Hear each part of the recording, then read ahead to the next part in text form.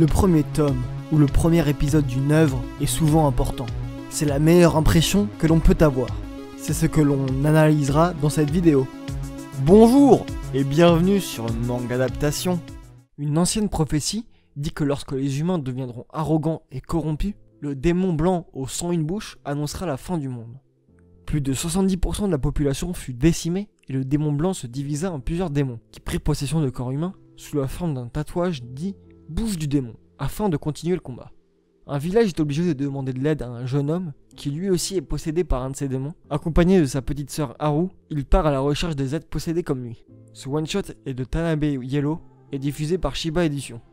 Un démon qui pourchasse les siens pour survivre dans ce monde où les humains ont peur des démons qui veulent juste survivre. C'est plutôt intéressant.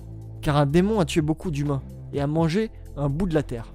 Leur faiblesse et leur cœur, comme si on voulait les humaniser plus que tous les autres. Mais en même temps, il y a un côté très religieux pour les combattre, comme s'ils étaient juste des êtres démoniaques. Mais ce sont les humains qui, en ayant peur d'eux, essayent toujours de les nuire. C'est peut-être eux les vrais démons. La réalisation n'a pas de transcendance, mais reste efficace, et nous rend un récit cru sur un monde en perdition, où les personnages essayent juste de vivre, voire survivre. Un one-shot efficace, mais pas transcendant.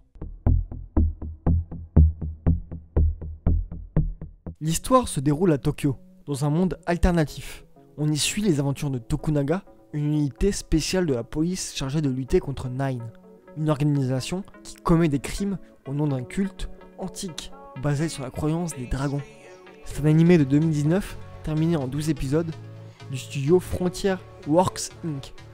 On a affaire à un vrai film de braquage, avec un récit très réaliste, où les morts choquent de par leur dureté, avec une réale intense, qui nous fait ressentir la tension des braquages, et on y croit bon sang. Chaque seconde est très importante. Ou une colorimétrie très saturée, qui choque, mais marche très bien avec la dureté du récit. Avec un opening plus funky, et beaucoup plus coloré.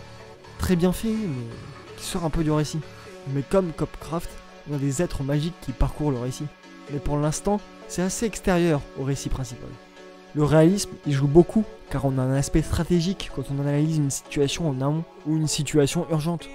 Ou encore un aspect dangereux avec des personnages bloqués sous des décombres et comment on peut les sauver.